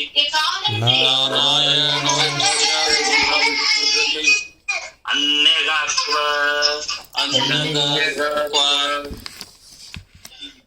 ವಿಷ್ಣು ಸರ್ವೋತ್ತಮತ್ವ ಸರ್ವಜ್ಞತ್ವ ಸರ್ವೇಶ್ವರತ್ವಾದಲಕ್ಷ್ಮೀ ವೈಶಿಷ್ಟ್ಯಂ ಅವನನ್ನ ಹೇಳಿ ತದದೈನತ್ವಂ ನೈತಾದಶಃ ಕ್ವಚ ಬಭೂವ ಇತ್ಯಾದಿನ ಏತೈ ಸುರಾಧಿಭಿರಿತಿ ಏನ್ ಹೇಳಿಕೊಳ್ತಾರಲ್ಲಿ, ಏತೈ ಸುರಾದಿಭಿಃ ಅತಿ ಪ್ರತಿಭಾದಿಯುಕ್ತೈಃ. ಈ ದೇವತೆಗಳು ಅಂತ ಯಾರದ್ದು ನಾವು ಹೇಳ್ತಾ ಇದೀವ, ಬ್ರಹ್ಮಾದಿ ಎಲ್ಲ ದೇವತೆಗಳು ಪರಮಃ ಶ್ರೇಷ್ಠ ಉತ್ತಮ ಜ್ಞಾನವಾನ್ ವಾ ಪರಮಾತ್ಮ ಸ್ವಾಮಿ ಉತ್ತಮ ಸ್ವಾಮಿ ಇತಿ ವಾ ನಾರಾಯಣ ಅತಿ ಪ್ರತಿಭಾದಿಯುಕ್ತೈಃ ಯುಕ್ತೈಃ. ಹೀಗೆ ದೇವತೆಗಳು ದೇವರನ್ನ ಭಾರೀ ಚೆನ್ನಾಗಿ ಅವರು ಭಾರೀ ಪ್ರತಿಭಾದಿ ಗುಣಗಳಿಂದ ದೇವರನ್ನ ಕೊಂಡಾಡುವಂತಹ ಯಾವ ಬ್ರಹ್ಮಾದಿಗಳು ಕೂಡ ಇವರು ಎಲ್ಲರೂ ಕೂಡ ಬಹು ಪ್ರಯತ್ನವನ್ನು ಮಾಡಿ ದೇವರನ್ನ ನಾನು ಹೇಗಾದ್ರೂ ತಿಳ್ಕೊಳ್ತೇನೆ ಅಂತ ಪ್ರಯತ್ನ ಮಾಡಿದ್ರು ಕೂಡ ಪ್ರವಿಚಿಂತ ಯದ್ವಿಹಿ ಸತತವಾಗಿ ನಾನು ದೇವರನ್ನ ಚಿಂತನೆ ಮಾಡ್ತೇನೆ ಅಂತ ಹೊರಟರು ಕೂಡ ಅವ್ರಿಗೂ ಸಾಧ್ಯವಾಗ್ತಾ ಇಲ್ಲ. ಅಂಥವರ ವಿಚಾರಕ್ಕೂ ನಿಲುಕುತ್ತಾ ಇಲ್ಲ. ಏತೈ ಸುರಾಧಿಭಿರತಿ ಪ್ರತಿಭಾದಿಯುಕ್ತೈ ಯುಕ್ತೈ ಸಹೈವ ಸತತಂ ಪ್ರವಿಚಿಂತಯದ್ವಿಃ ಪೂರ್ತೇರಚಿಂತ್ಯ ಮಹಿಮಃ ಪರಮಃ ಪರಾತ್ಮಾ ನಾರಾಯಣೋಸ್ಯ ಗುಣ ವಿಸ್ತೃತಿರನ್ಯಗಾತ್ವ. ಯಾಕೆ ಅಂದ್ರೆ ಪ್ರಸಿದ್ಧೈ ಇಂತಹ ಯಸ್ಮಾತ್ ತಸ್ಮಾತ್ ಅಸ್ಯ ನಾರಾಯಣಸ್ಯ ಗುಣ ವಿಸ್ತೃತಿ ಅನ್ಯಗಾಗ್ವ. ನೋಡ್ರಿ, ಇಂತಹ ಬ್ರಹ್ಮಾದಿ ದೇವತೆಗಳೇ, ಅಂತಹ ಬ್ರಹ್ಮಾದೇವತೆಗಳು ಅಂದ್ರೆ ಏನೋ ಯಾವುದೋ ರಾಜ ವ್ಯಕ್ತಿಗಳಲ್ಲ, ಏನೋ ಸಾಧಾರಣ ವ್ಯಕ್ತಿಗಳಲ್ಲ. ಅವ್ರು ಇಂಥ ಪ್ರತಿಭಾದಿಯುಕ್ತೈ ಭಾರೀ ಪ್ರತಿಭಾವಂತರಾದಂತಹ ಅನೇಕ ಯುಕ್ತಿಗಳಿಂದ ದೇವರನ್ನ ತಿಳಿದವರು. ಅಂತಹ ಎಲ್ಲ ಬ್ರಹ್ಮಾದಿ ದೇವತೆಗಳು ಕೂಡ ಒಂದು ರೌಂಡ್ ಟೇಬಲ್ ಮಾಡಿಕೊಂಡು ನಾವೆಲ್ಲರೂ ಇವತ್ತು ಕೂತ್ಕೊಂಡು ದೇವರ ಸಂಪೂರ್ಣವಾದಂತಹ ಗುಣಗಳನ್ನು ನಾವು ಹುಡುಕಾಡಿ ಒಂದು ಫೈನಲ್ ಮಾಡೋಣ ಅಂತ ಕೂತ್ಕೊಂಡು ಚರ್ಚೆ ಮಾಡಿದ್ರು ಕೂಡ ಅವರಿಗೆ ಪೂರ್ತಿಯಾಗಿ ತಿಳಿಯಕ್ಕಾಗೋದಿಲ್ಲ. ಅಚಿಂತ್ಯ ಮಹಿಮಾ ಯಾರು? ಪರಮಃ ಪರಾತ್ಮ ನಾರಾಯಣಸ್ಯ, ನಾರಾಯಣ ಪರಮಃ ಪರಾತ್ಮ ಭಗವಂತನನ್ನ ಸರ್ವತ ಈ ಪ್ರಶ್ನಾತ್ಮಕವಾಗಿ ಕೊನೆಗೆ ಪುನಃ ವಿಸ್ತೃತ ಅನ್ಯಕಾಗ್ವ. ಈ ಬ್ರಹ್ಮಾದಿ ದೇವತೆಗಳಿಗೇನೆ ಇವರ ದೇವರ ಬಗ್ಗೆ ಸಂಪೂರ್ಣವಾಗಿ ತಿಳಿದುಕೊಳ್ಳಿಕ್ಕೆ ಆಗುವುದಿಲ್ಲ ಅಂದ ಮೇಲೆ ಇನ್ನೇನ್ ಹೇಳೋದು ಅನ್ನುವಂತಹ ಒಂದು ಪ್ರಶ್ನಾತ್ಮಕವಾದಂತಹ ಒಂದು ಶ್ಲೋಕವನ್ನ ಇಲ್ಲಿ ಶ್ರೀಮದಾಚಾರ್ಯ ಹೇಳ್ತಾ ಇದ್ದಾರೆ. ದೇಶತಃ ಕಾತಃ ಗುಣತಶ್ಚ ಪೂರ್ಣತ್ವಾತ್ ಪೂರ್ತೆ. ಭಗವಂತನ ಪೂರ್ತಿ ಅಂತ ಹೇಳ್ತಾರೆ, ಭಗವಂತನೇ ಪೂರ್ತ ಅಂತ ಹೇಳ್ತಾರೆ. ಯಾವ್ದೊಂದು ಪೂರ್ತನಾಗಿದ್ದಾನೆ, ದೇಶತಃ ಪೂರ್ಣ ಆಗಿದ್ದಾನೆ, ಕಾಲತಃ ಪೂರ್ಣ ಆಗಿದ್ದಾನೆ, ಗುಣತಃ ಪೂರ್ಣ ಆಗಿದ್ದಾನೆ. ಆದ್ರಿಂದ ಭಗವಂತನಿಗೆ ಪೂರ್ತ ಅಂತ ಹೇಳ್ತಾರೆ.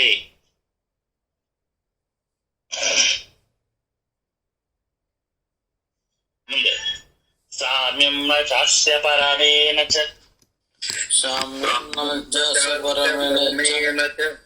ಕೇನ ಚಾಪ್ಯಂ ಮುಕ್ತೇನ ಚ ಕ್ವಚಿದತಃ ಕ್ವಚಿದಃ ಸ್ವಭಿದಾ ಕುತೋಸ್ತ್ಯ ಅವಿದಾಕುತೋಸ್ತಸ್ಯ ಪ್ರಾಪ್ಯೇತ ಚೇತನಗಣೈಃ ಪ್ರಾಪ್ಯತೆ ಚೇತನಗಣೈಃ ಸತತಾ ಸ್ವತಂತ್ರೈಃ ಸತತಾ ಸ್ವತಂತ್ರೈಃ ನಿತ್ಯಸ್ವತಂತ್ರವಪುಷಃ ನಿತ್ಯಸ್ವತಂತ್ರವಪುಷಃ ಪರಮಾತ್ಪರಸ್ಯ. ಪರಮಾತ್ಪರಸ್ಯ. ಅದರಿಂದಾಗಿ ಇಲ್ಲಿ ಈ ಸಾಮ್ಯವನ್ನ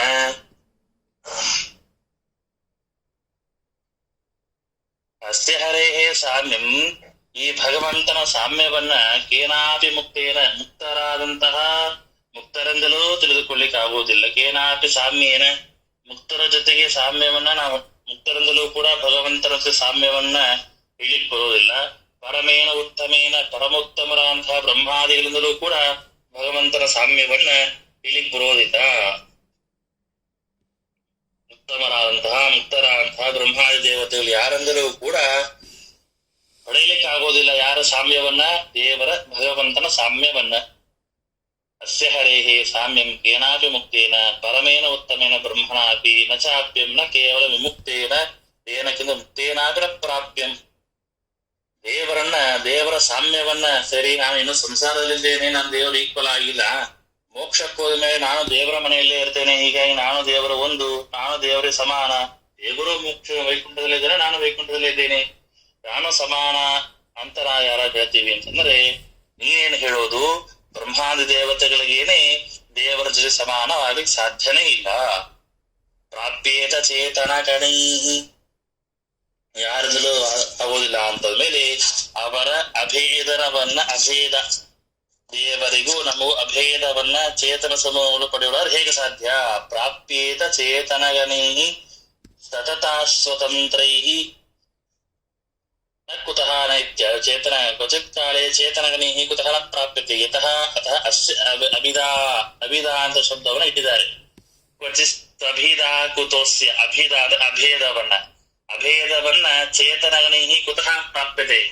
ನೋಡ್ರಿ, ಎಷ್ಟೋದ್ರ ಅಹಂ ಬ್ರಹ್ಮಾಸ್ಮಿ, ನಾನು ದೇವರು ಒಂದು ಅಂತ ಹೇಳೋರು ಅವರಿಗೆ ಉತ್ತರ ಕೊಡುವಂತಹ ಮಾತು. ಹೆಂಗ್ ಹೇಳ್ತೀರಪ್ಪ ನೀವು? ನಾನು ದೇವರು ಒಂದು ಅಂತ ಹೇಗ್ ಹೇಳ್ತೀರಿ ನೀವು? ಹೇಳಿಕ್ ಬರೋದು ಯಾಕೆ ಹೇಳಿಕ್ ಬರೋದಿಲ್ಲ?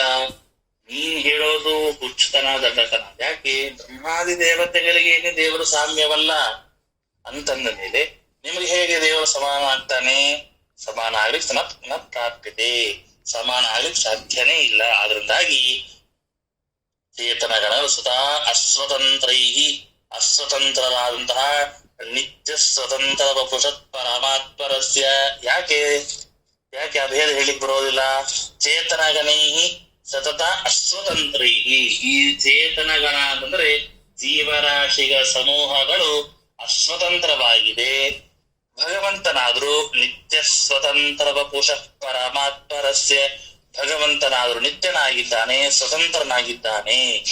ವಿರುದ್ಧ ಧರ್ಮಗಳು, ಜೀವ ದೇವರು ಇಬ್ಬರು ಒಂದು ಅಂತ ಯಾಕೆ ಹೇಳಿಕ್ ಬರೋದಿಲ್ಲ ಅಂತಂದ್ರೆ, ಈ ಜೀವರಾಶಿಗಳು ಅಸ್ವತಂತ್ರರು, ಅನಿತ್ಯರು.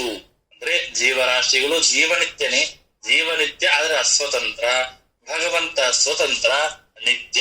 ಆದ್ರಿಂದಾಗಿ ಜೀವ ಹಾಗೂ ಬ್ರಹ್ಮ ಎರಡು ಒಂದಾಗೋದಿಲ್ಲ. ಅವರ ತಿಳಿತಾ?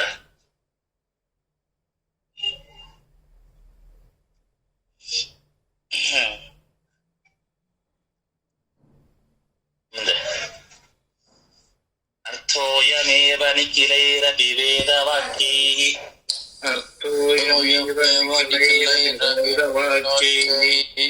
ರಾಮಾಯಣೇ ಸಹಿತ ಭಾರತ ಪಂಚರಾತ್ರೈಃ, ಸಹಿತ ಭಾರತ ಪಂಚರಾತ್ರೈಃ ಅನ್ಯೈಶ್ಚ ಶಾಸ್ತ್ರವಚನೈಃ, ಅನ್ಯೈಶ್ಚ ಶಾಸ್ತ್ರವಚನೈಃ ಸಹ ತತ್ವಸೂತ್ರೈಃ ತತ್ವಸೂತ್ರೈಃ ನಿರ್ಣೀಯತೆ ಸಹೃದಯಂ, ನಿರ್ಣೀಯತೆ ಸಹೃದಯಂ ಹರಿಣಾ ಸದೈವ. ಹರಿಣಾ ಸದೈವ. ಹೀಗೆ ಅರ್ಥ ಅರ್ಥೋಯಮೇವ ನಿಖಿಲೈರಪಿ ವೇದವಾಕ್ಯ ಈ ಅರ್ಥವನ್ನೇ. ಏನು ಈ ಅರ್ಥ ಅಂತಂದ್ರೆ, ಈ ನಿರ್ದೋಷ ಪೂರ್ಣ ಗುಣ ವಿಗ್ರಹತ್ವಾದಿ ರೂಪನಾಗಿದ್ದಾನೆ ಭಗವಂತ. ಯಾವ ಗುಣಗಳಿಲ್ಲ, ನಿರ್ದುಷ್ಟ ಯಾವ ದೋಷಗಳಿಲ್ಲ, ಪರಿಪೂರ್ಣ ಗುಣ. ಆ ಪರಿಪೂರ್ಣ ಗುಣವೇ ಅವನ ವಿಗ್ರಹ, ಶರೀರವಾಗಿ ಉಳ್ಳವನಾಗಿದ್ದಾನೆ ಭಗವಂತ ಅಂತನೋದನ್ನೇ ಅಖಿಲೈರಪಿ ವೇದ ವಾಕ್ಯ, ಎಲ್ಲ ವೇದಗಳ ವಾಕ್ಯವೂ ಕೂಡ ಅದನ್ನೇ ಹೇಳ್ತಾ ಇದೆ.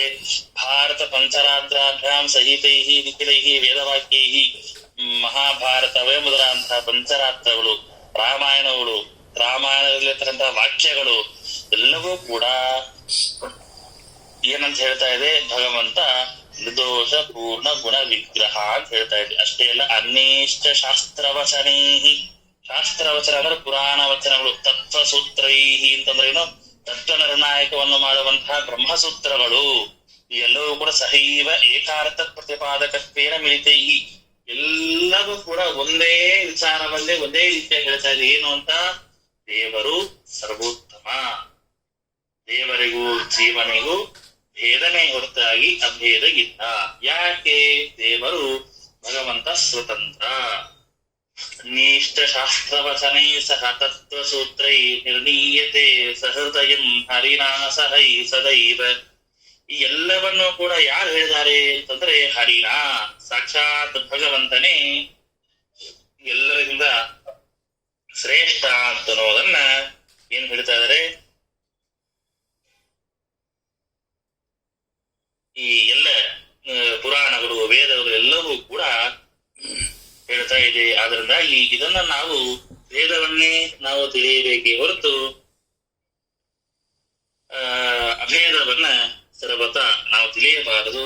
ಒಂದು ವೇಳೆ ಅಭೇದವನ್ನ ನಾನು ದೇವರ ಒಂದು ಅನ್ನುವಂತಹ ಅಭೇದವನ್ನಾಗಲಿ, ಭೇದ ಹಾಗೂ ಅಭೇದವನ್ನಾಗಲಿ ಎರಡನ್ನೂ ಒಪ್ಪುವುದು ಸರಿಯಲ್ಲ.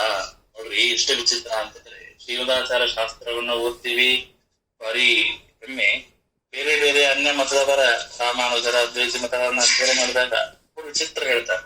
ದೇವರು ನಾನು ಒಂದು ಅಂತ ಅದ್ವೈತ ಹೇಳ್ತಾರೆ. ರಾಮಾನುಜರಾದ್ರೂ ದೇವರು ನಾವು ಇಲ್ಲಿ ಬೇರೆ, ಮೋಕ್ಷದ ಹೊರಗಿನ ದಾನ ದೇವರು ಒಂದು ಅಂತ ಹೇಳ್ತಾರೆ. ಇನ್ನು ಕೆಲವರು ದೇವರಿಂದ ನಾನು ಭಿನ್ನನೂ ಆಗಿದ್ದೇನೆ ಅಭಿನ್ನನೂ ಆಗಿದ್ದೇನೆ ಅಂತ ಹೇಳ್ತಾರೆ. ಈ ತರ ವಿಚಿತ್ರ ಯಾರ ಮಾತಾಡಲಿಕ್ಕೆ ಸಾಧ್ಯನಾ? ನಾನು ನನ್ನಿಂದ ದೂರ ಆಗಿದ್ದೇನೆ, ನನ್ನಿಂದ ಹತ್ರ ಆಗಿದ್ದೇನೆ ಅಂತ ಹೇಳಿದ್ರೆ ಏನ್ ಅರ್ಥ ಇದೆ? ಒಂದು ಪದಾರ್ಥ ಒಂದರಿಂದ ದೂರ ಇರಬೇಕು ಅಥವಾ ಹತ್ರ ಇರಬೇಕು. ದೂರ ಹತ್ರ ಎರಡೂ ಆಗಿದೆ ಅಂತ ಹೇಗೆ ಹೇಳ್ತೀರಿ? ಹಾಗೆ ಭೇದಾಭೇದ ಅಂತ ಹೇಳ್ತಾರೆ. ಭೇದವೂ ಭಿನ್ನವೂ ಆಗಿದೆ, ಅಭಿನ್ನವೂ ಆಗಿದೆ ಅಂತ ಕೆಲವರು ಹೇಳ್ತಾರೆ. ಎಲ್ಲವೂ ಕೂಡ ಏನು ಅಂಧಂತ ಮನಸ್ಸಿಗೆ ನರಕಕ್ಕೆ ಬೀಳಿ ಕಾರಣ. ದೇಶ ಕಾರ್ತಿಕ ಅವರೇ ಅರ್ಥವಾಯ್ತಾ? ಅರ್ಥ ಆಗ್ತಾ ಇದೆ ಆಚಾರ್ಯ, ಸ್ವಲ್ಪ ಕಷ್ಟ, ಬಟ್ ಅರ್ಥ ಮಾಡ್ಕೊಳ್ತಾ ಇದೆ. ಏನು ಅರ್ಥವಾಯ್ತು ಈ ಶ್ಲೋಕದಲ್ಲಿ?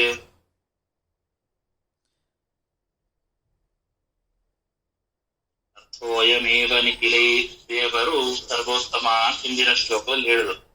ದೇವರು ಸರ್ವೋತ್ತಮ ಹಿಂದಿನ ಶ್ಲೋಕದಲ್ಲಿ ಹೇಳಿದ್ರು, ಸರಿ, ಪ್ರೂಫ್ ಬೇಕಲ್ಲ.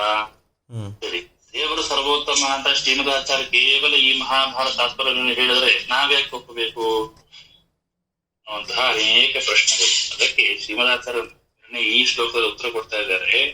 ನಾನೇನು ಹೇಳ್ತಾ ಇಲ್ಲ, ವೇದಗಳು ಹೇಳ್ತಾ ಇದೆ.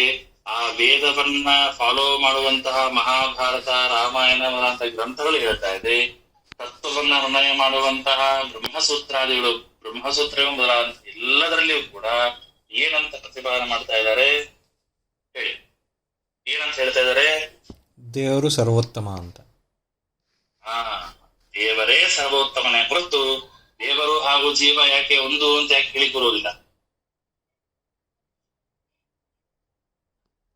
ಬೇಸಿಕ್ ತಿಳ್ಕೋಬೇಕು. ಯಾರು ಕೇಳಿಸ್ಲಿಕ್ಕೆ ದೇವರು ಜೀವ ಯಾಕೆ ಒಂದಲ್ಲ? ಯಾರು ಹೇಳ್ತಾರೆ ಹೇಳ್ರಿ. ದೇವರು ಸ್ವತಂತ್ರ ಆಚಾರ್ಯ. ಹಾಗಾಗಿ ದೇವರು ಸರ್ವೋತ್ತಮ ಮತ್ತು ನಿರ್ದೋಷ, ಪರಿಪೂರ್ಣ, ಹೀಗೆ ಅನೇಕ ಗುಣಗಳಿಂದ ಪೂರ್ಣ ಆಗಿರುವಂತಹ ದೇವರು. ಹಾಗಾಗಿ ನಾವು ಜೀವರು ಯಾವುದೇ ರೀತಿಯಿಂದನೂ ಸಹ ನಮಗೆ ಆ ರೀತಿ ಪೂರ್ಣತ್ವ ಇರೋದಿಲ್ಲ. ಹಾಗಾಗಿ ದೇವರು ಸರ್ವೋತ್ತಮ ಅಂತ ನಾವು ತಿಳ್ಕೋಬೇಕು. ದೇವರಿಗೆ ಮನುಷ್ಯರಿಗೆ ಭೇದ ಇರುತ್ತೆ, ಅಭೇದ ಇರೋದಿಲ್ಲ.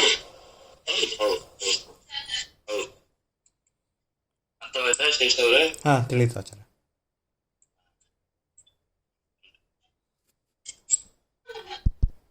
ನಾರಾಯಣಸ್ಯ ನ ಸಮಃ ನಾರಾಯಣಸ್ಯ ಸಮಃ ಪುರುಷೋತ್ತಮೋಹಂ ಪುರುಷೋತ್ತಮೋಹಂ ಜೀವಾಕ್ಷರೇ ಹ್ಯಧಿಗತೋಸ್ಮಿ ಜೀವಾಕ್ಷರೇऽಧಿಗತೋऽಸ್ಮಿ ತತೋನ್ಯದಾರ್ಥಂ ತತೋನ್ಯದಾರ್ಥಂ ಮುಕ್ತೋಪಸೃಪ್ಯ ಮುಕ್ತೋಪಸೃಪ್ಯ ಇಹ ನಾಸ್ತಿ ಕುತಶ್ಚ ಕಶ್ಚಿತ್ ನಾಸ್ತಿ ಕುತಶ್ಚ ಕಶ್ಚಿತ್ ನಾನೇವ ಧರ್ಮ ಪೃಥಗಾತ್ಮ ನಾನೇವ ಧರ್ಮಪೃಥಗಾತ್ಮ ದೃಗೇತ್ಯಧೋಹಿ. ನಾರಾಯಣಿಗೆ ಸಮನಾದವರು ಯಾರೂ ಇಲ್ಲ. ಯಾಕೆ ಅಂತಂದ್ರೆ ದೇವರು ಹೇಳ್ತಾರೆ ಪುರುಷೋತ್ತಮೋಹಂ, ನನಗೆ ಸಮಾನರಾದವರು ಯಾರು ಇಲ್ಲ ಅಂತ ನಾನು ಪುರುಷೋತ್ತಮ ಅಹಂ, ನಾನು ಪುರುಷೋತ್ತಮ. ಏನು ಪುರುಷೋತ್ತಮ ಅಂತಂದ್ರೆ ಹೇಳ್ತಾ ಇದ್ದಾರೆ ಸ್ವಾಕ್ಷರಮತೀತೋಹಂ ಅಕ್ಷರಾಗತಿ ಚೋತ್ತಮ ಅಂತ ನಾವು ಭಗವದ್ಗೀತಾ 15ನೇ ಕೇಳ್ತೇವೆ. ಹೀಗಾಗಿ ಅಕ್ಷರ ಹಾಗೂ ಅಕ್ಷರ ಅಂತ ನಾನು ಅಕ್ಷರ ಅಂತಹ ಯಾವ ಅಕ್ಷರ ಅಂತಂದ್ರೆ ದೇಹನಾಶ ಆಗುವಂತಹ ಜೀವರಾಶಿಗಳು. ಅಕ್ಷರ ಅಂತಂದ್ರೆ ಲಕ್ಷ್ಮೀ ದೇವಿ, ಅಕ್ಷರ ಅಂತಂದ್ರೆ ಲಕ್ಷ್ಮೀ ದೇವಿ. ಹೀಗೆ ಕ್ಷರ ಹಾಗೂ ಅಕ್ಷರ ಜೀವರಾಶಿಗಳು ಹಾಗೂ ಎಲ್ಲ ಲಕ್ಷ್ಮೀ ದೇವಿ. ಇವರೊಳಗಿಂತಲೂ ಕೂಡ ನಾನು ಉತ್ತಮನಾಗಿದ್ದೇನೆ. ಆದ್ರಿಂದ ಅಥೋಸ್ಮಿ ಲೋಕೆ ವೇದೇಶ ಪ್ರಸಿದ್ಧ ಪುರುಷೋತ್ತಮ ಅಂತ ಭಗವದ್ಗೀತದ ವಾಕ್ಯ. ಇದನ್ನ ಉದಾಹರಣೆ ಕೊಡ್ತಾರೆ. ಆದರಿಂದಾಗಿ ಕ್ಷರ ಹಾಗೂ ಅಕ್ಷರ ಪುರುಷರಿಂದಾಗಿ ನಾನು ಉತ್ತಮನಾಗಿದ್ದೇನೆ. ಆದರಿಂದಾಗಿ ಲೋಕದಲ್ಲಿ ಮತ್ತು ವೇದದಲ್ಲಿ ನನ್ನ ಪುರುಷೋತ್ತಮ ಅಂತ ಕರೀತಾರೆ ಅಂತ ಭಗವಂತ ಹೇಳ್ತಾರೆ. ಅದೇ ರೀತಿಯಾಗಿ ಇಲ್ಲಿಯೂ ಕೂಡ ತಾತ್ಪರ್ಯದಲ್ಲಿ ಹೇಳ್ತಾರೆ ಅಂತಂದ್ರೆ ನಾರಾಯಣಸ್ಯ ನ ಸಮಃ ಪುರುಷೋತ್ತಮೋಹಂ ಜೀವಾಕ್ಷರೇ ಹೃದಿಗತೋಸ್ಮಿತೋನ್ಯದಾರ್ಥಂ. ಈ ನಾರಾಯಣಿಗೆ ಸಮನಾದವರು ಯಾರೂ ಇಲ್ಲ. ಆದ್ದರಿಂದಾಗಿ ಪುರುಷಾಣ ಉತ್ತಮ, ಎಲ್ಲ ಪುರುಷರಿಗಿಂತ ನಾನು ಉತ್ತಮನಾಗಿದ್ದೇನೆ. ಆದ್ದರಿಂದಾಗಿ ನಾನು ಪುರುಷೋತ್ತಮ ಎಂಬುದಾಗಿ ಹೇಳ್ತಾ ಇದ್ದಾರೆ. ಭಗವಂತನಿಗಿಂತ ಬೇರೆಯಾದ ಬ್ರಹ್ಮಾಜಿಯವರೆಲ್ಲರೂ ಕೂಡ ದುಃಖ ಜೀವಾಕ್ಷರೇ ಹೃದಿಗತೋಸ್ಮಿ ತಥೋ ಅನ್ಯದಾರ್ಥಂ.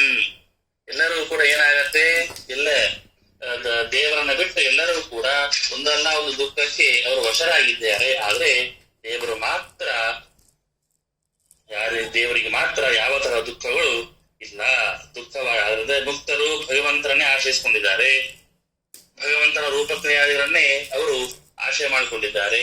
ಅದರಿಂದಾಗಿ ಇಲ್ಲಿ ಹಾಗಾದ್ರೆ ಭಗವಂತನ ರೂಪಕ್ಕೂ ಮುಕ್ತೋಪಿ ಸೃಪ್ಪಿ ಹನಾಸ್ತಿ ತಾನೇವ ಧರ್ಮ ದೇವಗಿ ಹೇಳ್ತಾರೆ. ಹೀಗೆ ಅನೇಕ ಪ್ರಮಾಣಗಳಿಂದಾಗಿ ದೇವರೇ ಸರ್ವೋತ್ತಮನೇ ಹೊರತಾಗಿ ದೇವರ ಸರ್ವೋತ್ತಮ ಅನ್ನೋ ಮಾತ್ರಕ್ಕೆ ದೇವರ ಗುಣಕ್ರಿಯಾದಿಗಳಿಗೂ ದೇವರಿಗೂ ಭಿನ್ನ ಭೇದ ಇದೆ ಅಂತ ತಿಳಿಯಬಾರದು. ಧರ್ಮ ಪೃಥಗಾತ್ಮದರಿಗೆ ಹೋಗಿ ನಾನೇವ ಧರ್ಮ ಪೃಥಗಾತ್ಮ. ಇಲ್ಲಿ ಪೃಥಕ್ ಭಗವತಃ ಮಿತಶ್ಚ ಪೃಥಕ್ ಭಿನ್ನಾನ್ ಪಶ್ಚಾಂತಾನ್ ಪೃಥಕ್ ದೃಷ್ಟ. ಇಲ್ಲಿ ದೇವರು ಧರ್ಮಭೇದ ದರ್ಶನಂತರಮೇವ, ನಮಗೂ ದೇವರಿಗೂ ಭೇದ ಇದೆ ಹೊರತಾಗಿ ದೇವರಿಗೂ ದೇವರಲ್ಲಿರ್ತಕ್ಕಂತಹ ಗುಣಗಳಿಗೂ ಭೇದ ಇಲ್ಲ. ಅದನ್ನ ಮತ್ತೆ ತಿಳ್ಕೊಳ್ಬೇಕು. ದೇವರಿಗೂ ದೇವರಲ್ಲಿರ್ತಕ್ಕಂತಹ ಗುಣಕ್ರಿಯಾದಿಗಳಿಗೆ ಸರ್ವತಾ ಭೇದ ಇಲ್ಲ. ಅವರ ಭಗವಂತನ ಹಾಗೂ ಭಗವಂತನ ಗುಣಕರ್ಮಾದಿಗಳಿಗೆ ಸರ್ವತಾ ಅಭೇದನೆ ಇದೆ. ಫಸ್ಟ್ ಭೇದ ಹಾಗೂ ಅಭೇದ ಅಂತನ್ನುವಂತಹ ಶಬ್ದದ ಅರ್ಥ ತಿಳಿದಿಲ್ಲ ಅಂತ ಕೇಳ್ಬಿಟ್ಟು. ಯಾಕೆಂತಂದ್ರೆ ಅನೇಕ ಕಡೆ ಅದು ಬರುತ್ತೆ. ಭೇದ ಹಾಗೂ ಅಭೇದ ಅಂತ ಶಬ್ದಕ್ಕೆ ಏನರ್ಥ? ಭೇದ ಅಂದ್ರೆ ಪರಮಾತ್ಮನಿಗೆ ನಮಗೆ ಅಂದ್ರೆ ಪರಮಾತ್ಮ ಸರ್ವೋತ್ತಮ ಇಲ್ಲ, ಅಷ್ಟಲ್ಲ. ಭೇದ ಅಂತ ಶಬ್ದಕ್ಕೆ ಭಿನ್ನ ಅಂತ ಅರ್ಥ. ಹೌದು, ಭಿನ್ನ. ಅಭೇದ ಅಂತಂದ್ರೆ ಅಭಿನ್ನ ಅಂತ. ಭಿನ್ನ ಅಂತಂದ್ರೆ ದೂರ ಇರೋದು. ಭಿನ್ನವಾಯ್ತು ಅಂತ ಹೇಳ್ತೀವಿ. ಏನ್ ಭಿನ್ನವಾಯ್ತು ಅಂದ್ರೆ ಏನು? ಎರಡು ಮುರಿದು ಹೋಯ್ತು, ದೂರವಾಯ್ತು. ಅಭಿನ್ನವಾಯ್ತು ಅಂದ್ರೆ ಏನು? ಎರಡು ಸೇರಿದೆ, ಹೊಡೆದಿಲ್ಲ ಅಂತ ಅರ್ಥ. ಭೇದ ಅಂತಂದ್ರೆ ಭಿನ್ನ ಅಂತಂತ, ಅಭೇದ ಅಂತಂದ್ರೆ ಅಭಿನ್ನ ಅಂತ. ಸರಿ, ಜೀವನಿಗೂ ಬ್ರಹ್ಮನಿಗೂ ಏನಿದೆ? ಭೇದ ಇದೆ. ಭಗವಂತನಿಗೂ ಭಗವಂತನ ಗುಣಕ್ರಿಯಾದಿಗಳಿಗೆ ಏನಿದೆ? ಅಭೇದ ಇದೆ. ಕರೆಕ್ಟ್. ಇಷ್ಟನ್ನೇ ತಿಳ್ಕೊಂಡ್ಬಿಟ್ರೆ ಇದು ಭೇದ ಅಂತ ಒಂದೇ, ಅಭೇದ ಅಂತ ಒಂದೇ. ಭೇದ ಭೇದ ಅಂದ್ರೆ ಏನು? ಭೇದ ಅಂದ್ರೆ ಏನು? ಭಿನ್ನ ಮತ್ತು ಅಭಿನ್ನ. ಒಂದು ಪದಾರ್ಥ ಸತ್ಯವಾಗಿರುತ್ತೆ, ಸುಳ್ಳಾಗಿರತ್ತಲ್ಲ. ಸತ್ಯ ಸುಳ್ಳಾಗಿರತ್ತ? ಇಲ್ಲ. ಆ ತರ ವಸ್ತು ಯಾವ್ದಾರು ಇದೆಯಾ? ಇಲ್ಲ, ಆ ತರ ವಸ್ತು ಇಲ್ಲ. ಆ ತರ ಒಂದು ಮತವೂ ಇದೆ. ಎಂತ ವಿಚಿತ್ರ ಮತ ನೋಡ್ಕೊಳ್ಳಿ. ಹೀಗಾಗಿ ದೇವರಿಗೂ ಜೀವರಿಗೂ ಭಿನ್ನ, ದೇವರ ಗುಣಕ್ರಿಯಾದಿಗಳಿಗೂ ಅಭೇದ. ದೇವರ ಭಗವತ್ ರೂಪಗಳಲ್ಲೂ ಯಾವುದೂ ಇಲ್ಲ ಅಂತ ಹೇಳ್ತಾರೆ. ಖಂಡಿತ ಹೌದು. ದೇವರ ಭಗವತ್ ರೂಪಲ್ಲಂತೂ ಸರ್ವಥಾ ಅಭೇದನೆ ಹೇಳ್ಬೇಕು, ಮತ್ತೆ ಭೇದ ಇಲ್ಲೇ ಇಲ್ಲ. ಆಚಾರ್ಯ, ದೇವರ ಕ್ರಿಯಾದಿಗಳು ಅಂತ ನೀವು ಹೇಳಿದ್ರಲ್ಲ, ಅದು ಹೇಗೆ ಎಕ್ಸ್ಪ್ಲನೇಷನ್ ಏನು ಆಚಾರ್ಯ? ಏನು ಅಂದ್ರೆ ಕ್ರಿಯಾದಿಗಳು ಅಂತಂದ್ರೆ ಅದನ್ನೇ ನಾನು ಹೇಳಿದೆ. ಈಗ ಹಿರಣ್ಯಾಕ್ಷನ ಸಂಹಾರ ಮಾಡೋ ದೇವರ ಒಂದು ಕ್ರಿಯಾ. ಸರಿ ಸರಿ ಸರಿ ಹಿರಣ್ಯಕೇಶನ ಸಂಹಾರ ಕ್ರಿಯಾ. ಸರಿ ಸರಿ. ಕ್ರಿಯಾನೋ ಕಾರ್ಯ, ಕೆಲಸ ಅಂತ. ದೇವರೇ ಅವತಾರ, ಇನ್ನೊಂದು ಅವತಾರ, ಹಾಗೆ ಅಷ್ಟೇ. ಸರಿ ಆಚಾರ್ಯ. ಸರಿ ಹೇಳಿ. ಆಭಾಸ ಏವ ಪೃಥಗೀಶತ.